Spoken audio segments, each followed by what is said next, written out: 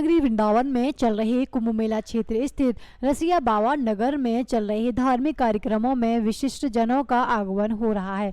मंगलवार को प्रख्यात कथावाचक रमेश भाई ओझा रसिया बाबा नगर में पहुंचे। यहां श्रीनगरती परिवार के अध्यक्ष रसिया बाबा एवं सचिव शशिकांत भंडारी ने उनका स्वागत किया। इसके साथ ही उन्होंने श्रद्धालुओं के मध्य प्रवचन दिए। इस दौरान पत्रकारों से मुखातिब होते हुए रमेश भाई ओझा ने जहां ब्रजधाम और कुंभ के आनंद की अनुभूति व्यक्त की, वहीं कोरोना के एक बार फिर से बढ़ते प्रकोप पर कहा कि कोरोना के नियमों का पालन करने से ही इसमें मुक्ति और प्रभु की करुणा मिलेगी। यमुना प्रदूषण मुक्ति के सवाल पर उन्होंने कहा कि दृष्टा इच्छा शक्ति से ही यमुना स्वच्छ एवं निर्मल हो सकती है। इसके लिए कानून सब बने हुए हैं, लेकिन कड़ाई से पालन की आवश्यकता है। साथ ही उन्होंने कहा कि विकास विनाश न बन जाए, इसलिए विवेकपूर्ण विकास की आवश्यकता है। की कृपा से सिद्धि, ये भी भगवान की कृपा से ही संभव है। विलोक्य दूषिताम कृष्णाम कृष्ण कृष्णाहिना विभु, कृष्ण अहिना कालिया नाग के द्वारा दूषिताम कृष्णाम विलोक्य, कृष्णा यमुना उसको दूषित देखकर भगवान अप्रसन्न हुए और यमुना जी को विशुद्ध करने की भावना से यमुना में घुसे हुए कालीय रूप प्रदूषण को यमुना से हटाने के लिए भगवान ने यमुना जी में प्रवेश किया। ये कालीय निग्रह की कथा आज भी दर्शन करो तो वही स्थिति है। आदि भौतिक रूप से देखा जाए, विलोक्य दूषिताम कृष्णा, दूषिता है कृष्णा।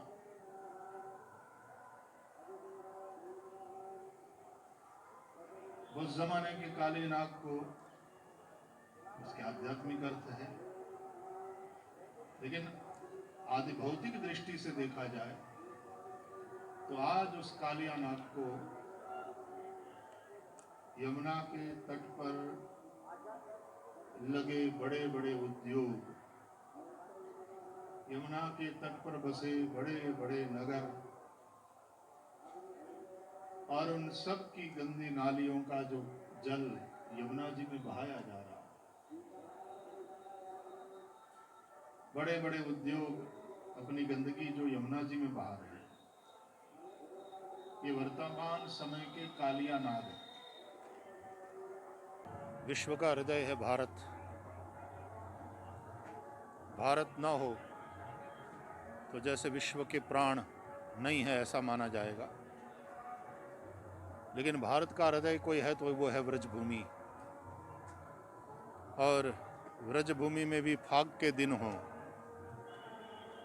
तब वो अल्टीमेट आनंद होता है।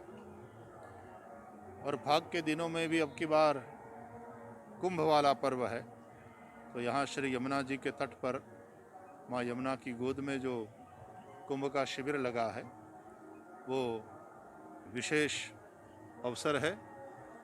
स्वाभाविक रूप से सब लोगों को बहुत उत्सुकता रहती है, यहाँ पहुँचने का भाव रहता है, लेकिन अभी तक कोविड वाली बीमारी से हम लोग पूर्णतया मुक्त नहीं हो पाए हैं। सावधानी रखने की भी आवश्यकता है। सरकारी निर्देशों का पालन करते हुए लोग मास्क लगाए रखें, अपने हाथ को सैनिटाइज करते रहें, और अब भीड़ तो है ही है, लेकिन जितना भी हो सके हम एक फिजिकल डिस्टेंस दूरी बनाए रख सके तो अच्छी बात है, और यदि वो नहीं है तो कम से कम मास्क तो ना हटाएं और सैनिटाइज तो हम करते रहें अपने हाथ को, और कम से कम संध्या समय में स्नान कर लें और थोड़ा स्टीम ले लें तो बहुत हद तक इस बीमारी से बचाव भी हो सकता है। कोरोना वाली बीमारी से भी बचाव होगा और भगवान की करुणा के चलते भवरोग वाली बीमारी से मुक्त होने के लिए अवसर है कुंभ का ये मेला। तो उसमें भी सत्संग, साधन, भजन इत्यादि का आनंद लेंगे। अगर हम बात करें तो आपने यमुना के विषय में सवाल उठाया है। कहीं ना कहीं प्रशासनिक अधिकारी जो है यमुना का जो विषैलापन है उसको बनाए हुए प्रदेश में कई दशकों से जो बात बिगड़ी है उसको सुधारने और ठीक करने के लिए भी समय तो स्वाभाविक रूप से बहुत लगेगा। आवश्यकता है दृढ़ इच्छा शक्ति की और चुस्त दुरुस्त